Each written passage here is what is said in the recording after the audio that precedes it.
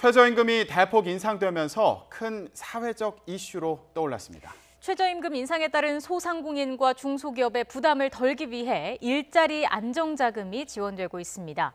일자리 안전자금 업무를 맡은 근로복지공단 심경우 이사장과 이야기 나눠보겠습니다. 안녕하십니까? 예, 안녕하십니까? 네, 일단 일자리 안정자금이 뭔지 궁금하신 분들도 계실 텐데 예. 이 일자리 안정자금 누가 얼마나 지원받을 수 있는 건가요? 예, 말씀하신 대로 금년에 최저임금이 대폭 인상이 됐습니다. 그래서 이에 대해서 다양한 의견들이 많이 제시되고 있고 특히 이제 사업주들의 부담을 많이 걱정하고 있는 그런 상황입니다. 네. 그래서 이러한 그 어려운 사업주 부담을 조금이라도 덜어주기 위해서 일자리 안정자금 지원 사업을 이제 시행을 하고 있습니다. 지원 대상은 우리가 전체 사업자들을 다 지원하기가 어렵기 때문에 일단 근로자가 30인 미만인 경우에 지원을 하게 됩니다. 그리고 최저임금은 반드시 준수하셔야 되고요. 또 신청 당시에 고용보험에 가입돼 있는 그런 사업장이어야 됩니다. 예외적인 케이스로 최저임금 인상에 아주 민감하고 또 고용 불안의 가능성이 있는 아파트나 공동주택 그런 데 근무하는 경비 청소원의 경우에는 30일 넘더라도 저희가 지원을 해드리고 있습니다. 네. 그리고 그 근로자의 조건이 또 있는데 1개월 이상 일단 고용이 돼야 되고요. 또 월 평균 보수가 과세 소득 기준으로 한 190만 원 미만이 되어야 지원이 됩니다. 지원 금액은 월 최대 13만 원으로 되고 단시간 시간제 근로자의 경우에는 시간에 비례해서 지원을 하도록 그렇게 되어 있습니다.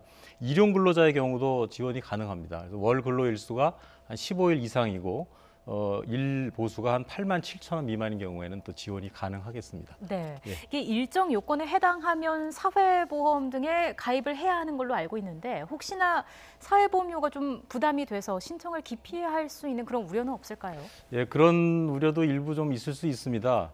근데 저희가 직장 생활이나 사회생활을 하면서 발생할 수 있는 그 뭐 실업이나 재해 이런 그 위험에 대비하기 위해서 저희가 사회보험을 운영하고 있는 것이고 이제 사업주나 그 근로자들이 의무적으로 가입을 하도록 그렇게 되어 있습니다.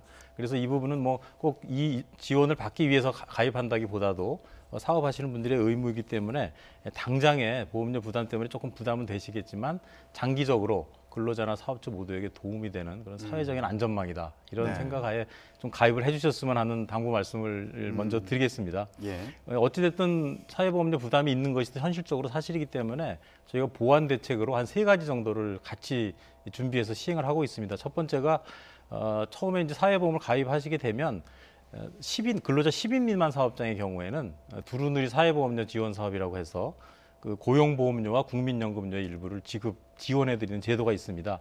그래서 작년까지만 해도 140만 원 미만이었는데 여기서 190만 원 미만으로 상향 조정하고 보험료 지원 수준도 기존의 60%에서 최대 90%까지 그렇게 지원을 해드리겠습니다. 그리고 두 번째로 건강보험료 부담이 상당히 큽니다. 그래서 이 부분은 신규 가입자에 대해서는 건강보험료의 50%를 또 경감해주는 제도도 같이 시행을 하고 있고요.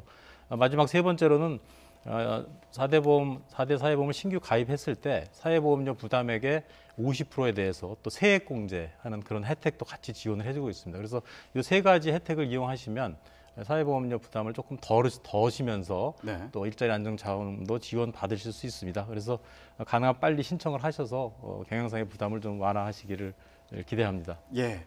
그러면 이 일자리 안정자금 신청 절차를 좀 알려주셔야겠습니다. 예, 신청 절차는 사업주들 편의를 저희가 고려해서 최대한 아주 간편하게 설계를 했습니다.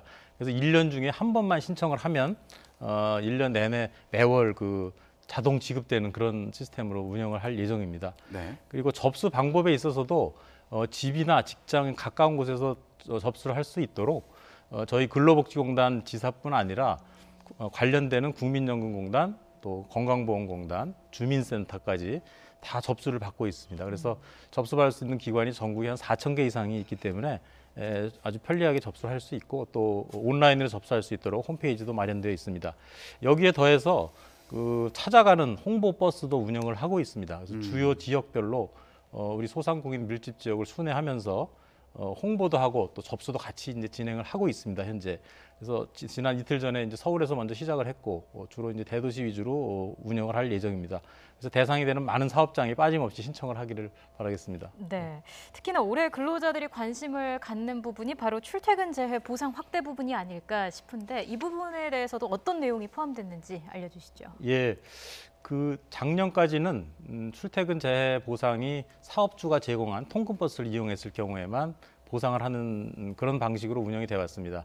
법이 개정이 돼서 금년부터는 통상의 일반적인 출퇴근 재해, 그러니까 간단히 설명드리면 그 대중교통이나 뭐 자가용, 도보 이런 그 자기 스스로의 어떤 그런 수단을 통해서 출퇴근했을 때도 다 보상이 됩니다.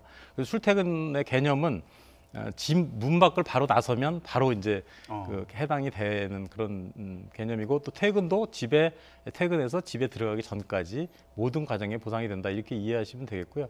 특히 이제 최근에 좀 날씨도 춥고 눈이 많이 오기 때문에 좀 출퇴근하시다가 넘어지시는 분들이 이게 좀 다쳐서 많이 신청을 하고 있는 그런 상황입니다. 예. 근데 통상적인 경로와 방법으로 출퇴근하는 이 가운데 벌어진 사고 이렇게 설명을 해주셨는데 예. 그렇다면 통상적인 경로에서 벗어난 경우 이 경우는 어떻게 봐야 될까요? 예, 원칙적으로는 순로로 출퇴근했을 경우에만 보상이 된다 이렇게 이해하시면 되겠습니다. 근데 여기 이제 예외가 저희 법에 규정이 돼 있는데 몇 가지 그 예를 들어서 식료품 구입이나 또 어떤 그 학원 수강 같은 어떤 자기 개발 활동 그리고 병원 진료 네. 또 아동의 등하교 이런 아주 일상생활에 꼭 필요한 행위라고 판단되는 경우에는 예외적으로 순로를 좀 이탈을 하더라도 그때 발생된 사고는 우리가 출퇴근 재해 보상을 받을 수가 있습니다. 예. 예. 그러면 그걸 좀 구체적인 사례를 갖고 얘기를 해봤으면 좋겠습니다. 예, 일단 원칙은 이렇게 정해져 있지만 이제 사례별로 다 판단을 이제 개별적으로 해야 합니다. 근데 몇 가지 그 불인정 사례를 말씀드리면 예.